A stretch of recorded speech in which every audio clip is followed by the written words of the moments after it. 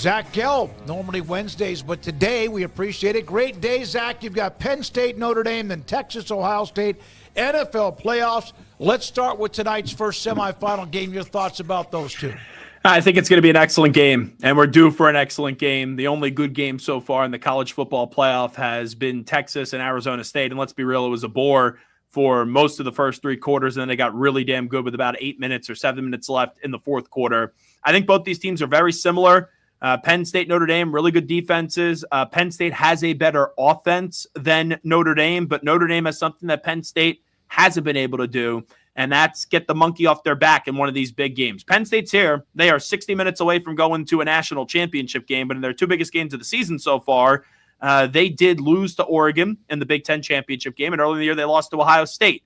So they got a good draw here when you look back at Boise State and you look back at SMU prior to that, and even though Georgia isn't the Georgia of the past, they're still a heck of a program. We all know that, and Notre Dame was able to beat Georgia. So I think we're getting a 23 kind of 20 game tonight. I'm going to pick Notre Dame because it seems like a lot more people are anticipating Penn State to win the football game tonight. Zach, I just think that Marcus Freeman, and like he hasn't had as many opportunities in these games as James Franklin has. I just think it's kind of a different thing. James Franklin coaches in these games really tense, and Marcus Freeman seems to coach pretty loose most of the time.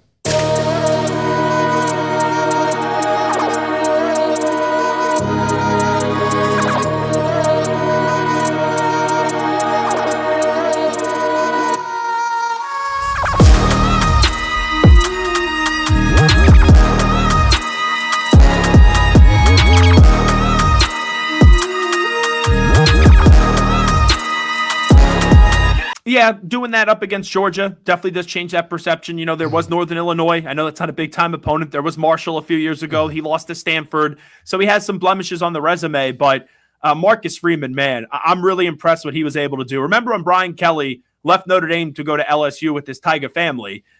We all thought, right, he's doing that because he didn't think he could win at Notre Dame. And he brought Notre Dame back. And look, LSU's watching from home now. And Notre Dame is 2 wins away from winning the national championship. I talked to Manti Te'o on my show earlier in the week. And remember, he played for Brian Kelly, obviously. And Manti said there's a difference between Marcus Freeman and Brian Kelly. And a big part of it is the leadership. Like anyone could draw plays, X's and O's, but can you galvanize and bring a team together was basically his point. And he thinks that Marcus Freeman is a better leader than Brian Kelly was pretty much what he was telling me. Zach, this is a very blue blood heavy Final Four. Have you seen any uptick in the general national conversation surrounding the college football national championship as a result? Has it been negligible? Just your thoughts from your seat up there in the Northeast where pro sports is more so king.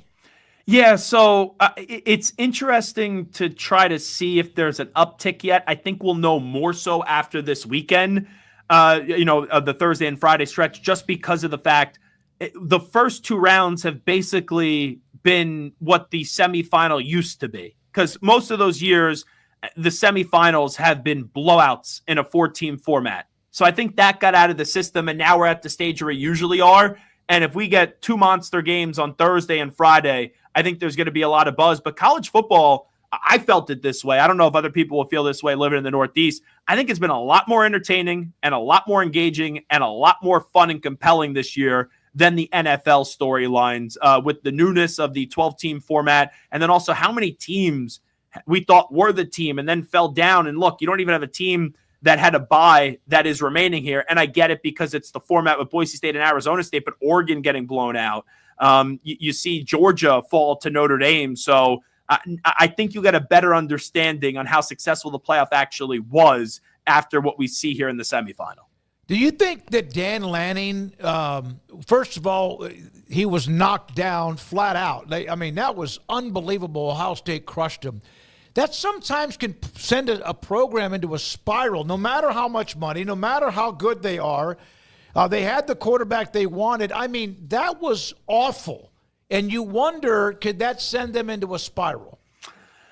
I don't think so. And here's why. Will they win a national championship game? I think Dan Lanning is capable of it. I can't sit here and tell you it's 1,000% going to happen.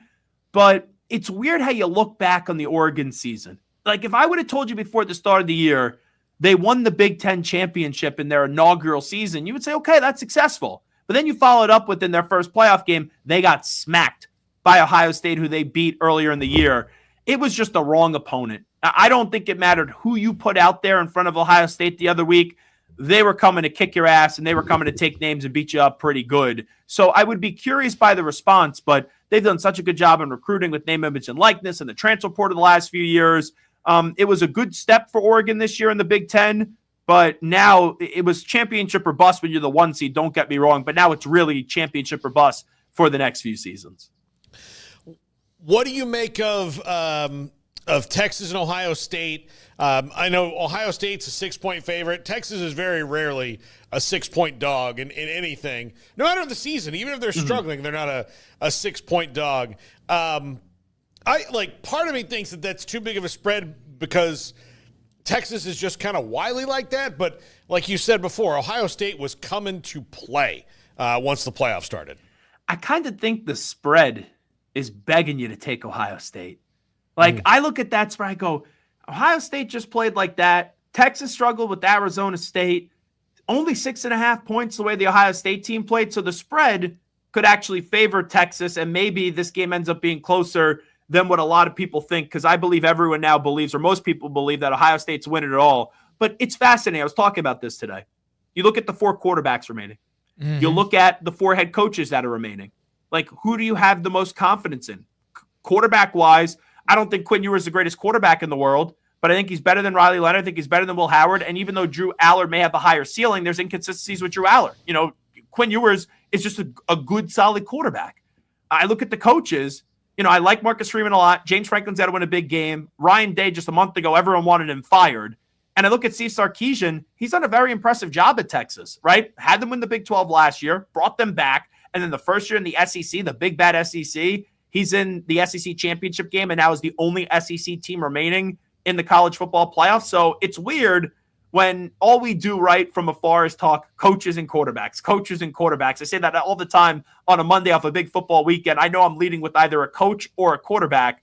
I can make the case that the coach and quarterback that I have the most confidence in is Sark and Quinn Ewers, but here I'm not going to pick Texas to beat Ohio State coming up tomorrow night. Are you hearing many people that are picking Texas? Man, it seems like it's just Ohio State is like the team right now. It feels like, in every direction I look, people are just all in on them at the moment. And I'm picking Ohio State, to be clear. But the more and more I hear about the predictions in this one going to the game, it's like Texas is South Harvard Institute of Technology. I'm like, this is still Texas, folks, for crying out loud. This is still Texas. Last time I checked, they beat Michigan earlier in the year. Ohio State did not beat Michigan. But you look at that Michigan game for Ohio State, it got them. It's crazy that they needed it. But what they did up against Tennessee, just quickly dispose of them. What they did up against Oregon, quickly dispose of them. It is, yes, you put a gun to my head right now and say who wins it all, even though I'm not a huge fan of Ryan Day. That's been well documented. It would be tough to not pick the Buckeyes. I'm telling you now, if this narrative continues that Ohio State's the dominant team or whatever, they will not win tomorrow night. It's something that Texas... Well, that's the narrative. Then you're picking Texas. Yeah, Texas cherishes, I think. There have been times in the USC game in 2005. I know that was a special team with Vince Young, but it seemed like even back when they've had that 10-year drought of just average, that they still won games that were the ones that they were supposed to have no chance. This is what they kind of feed off of. And I'm going to the national championship game. I'll tell you this. If I have to sit there and watch a Ryan Day, James Franklin national championship Oh, my gosh. for me, that will be hell. That would be the worst place you could put Zach Gelb in if it is Ohio State, Penn State with Ryan Day or James Franklin, and one of those guys are winning a national championship. I need one of those schools to go down so that I could become the biggest fan of whoever is not remaining between Ohio State and Penn State after this weekend.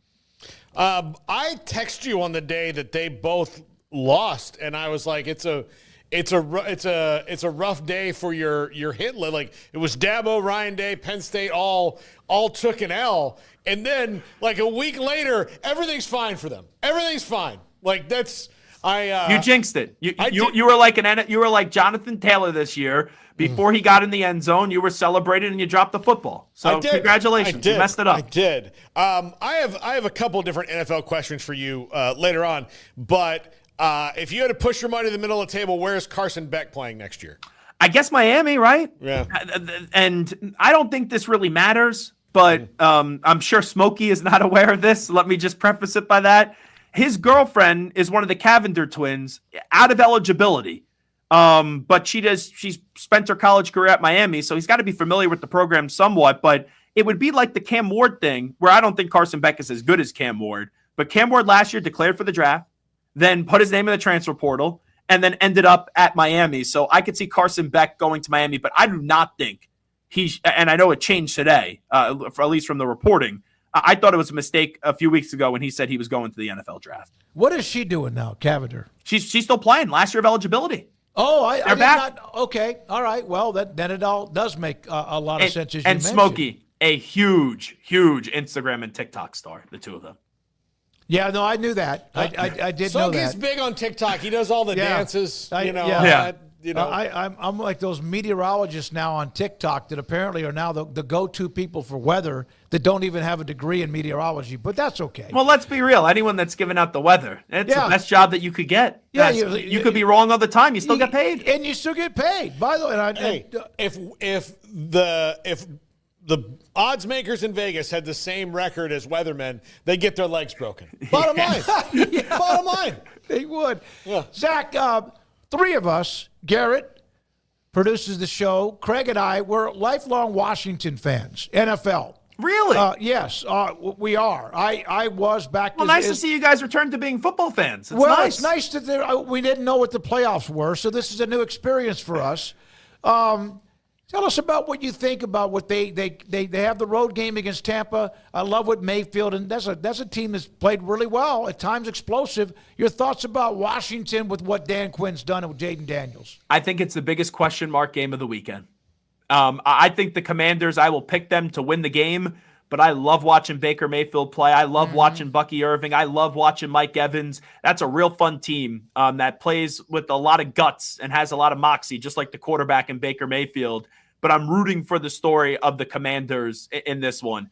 This franchise, because of that guy that owned that team and Daniel Snyder, were an absolute embarrassment. The fan base, there was just apathy. They all went away, and they had hope come back to them. And it's one thing, right, when Josh Harris was running your team last year, but when you get a quarterback, a franchise quarterback in Jaden Daniels, that just brings excitement and washes away so many years of pain. So I do believe, because of the Jaden Daniels train, that the Commanders are going to find a way to just outscore Baker Mayfield and the Tampa Bay Buccaneers.